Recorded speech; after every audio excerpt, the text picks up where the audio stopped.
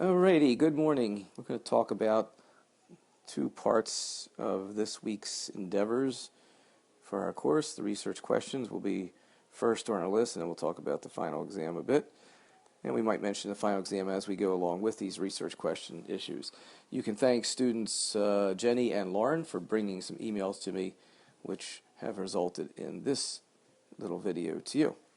First, regarding the research questions, it came up as a issue on the first question as to why the church was filing Form 1023.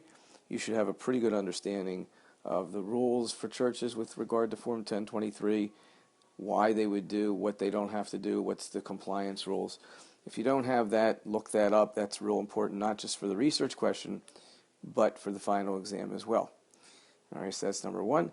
I suppose the way this is going to work out is I'm going to be raising the issues raised by Jenny and Lauren and not answering any of them.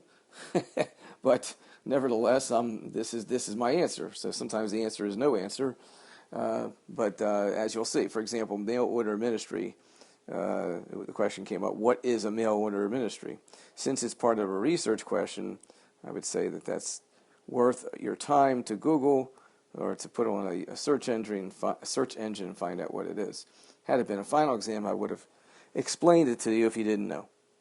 All right, another number here is the issue is one of the entities of the research question, one of the entities formed a new organization, and then the question seemed to be, is it public or private, because of the way it operated. And what you need to do is make sure when you did your Form 1023 or in your readings or research or something, make sure you understand what happens with a new entity. How does the IRS look at it, public versus private? Make sure you got that, because that could be very well easily a final exam issue. So make sure you got that in plan. And it probably would be important for the research question as well to know how that works.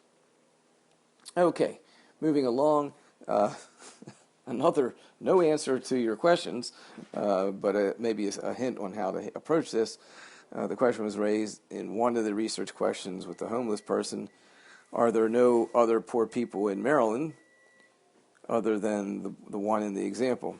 So that one, you just do your analytical thinking as to what the answer to that is. In other words, the question was, are there no other poor people? And you just have to think that through logically. I don't think I need to answer that one any more than the question has already indicated as to facts and circumstances. Okay. Intermediate sanctions, not related to the issue of the research questions, but a good question came up here, and this one I will answer. So we'll at least have one answer here. Intermediate sanctions, technically, and this is very interesting actually, technically applies only to private inurement, since only private inurement is within the statute of the law. It's mentioned in the law, its language is there. So intermediate sanctions came along in order to give the IRS, as you know, a step in between saying the organization's okay or we're taking away its tax-exempt status because of issues of private inurement. The intermediate sanctions gave it that intermediate step saying, well, you violate a private inurement, but not to the extent that we want to take away your exemption, but we will penalize the people who were involved. That's what the intermediate sanctions are about. But however, interesting, since they do not cover private benefit, and the reason why they don't cover private benefit is not statutorily directly indicated in the code. It has been an interpretation by the tax courts, and I did explain this in class. And the reason being is because the tax law says, in effect, that you've got the charities are not supposed to have private inurement to the insiders, and they're supposed to be set up primarily or exclusively for charitable purposes. So since they're supposed to be exclusively for charitable purposes, what the courts have said is that also means, in addition to private inurement, which is specifically stated, it also means that if you stretch the logic, if you do a deduction of logic, if they are set up exclusively or primarily for charitable purposes, then they should not be giving private benefit.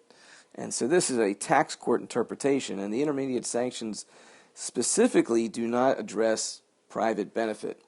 However, however, the tax courts and the IRS, in the hopes of administering fair and just equity in the way they delve out justice to cases that come up, they have been applying the concept of intermediate sanctions to private benefit, even though it's not written in the law that way.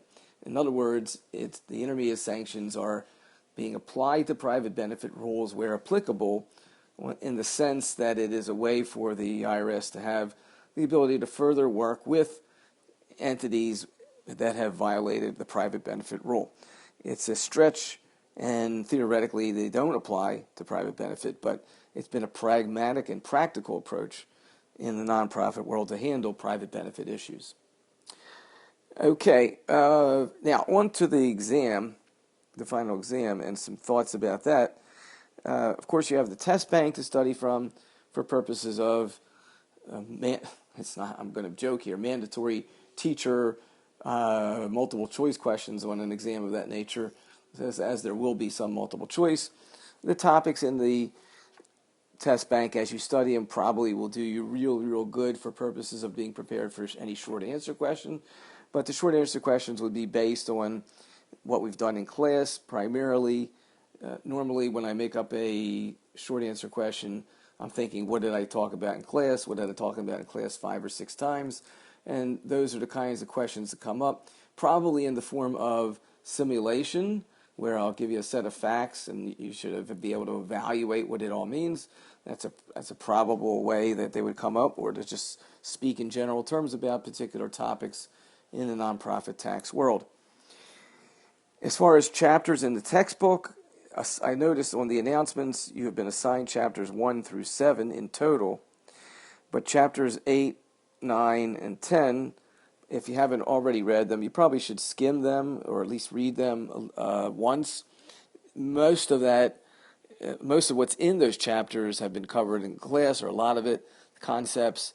You might have used some of the issues in some of these chapters in doing your Form 1023, and you might have actually looked in the textbook in one of those chapters for assistance for that. So it really covers most of the textbook. The only chapter that probably doesn't get covered on the final is chapter 11, but and that's about it. So I think that we'll answer more questions on Monday night, but in the meantime, this is to help move you along. And if you think of other questions, either send an email or bring them up Monday evening. Look forward to seeing you then.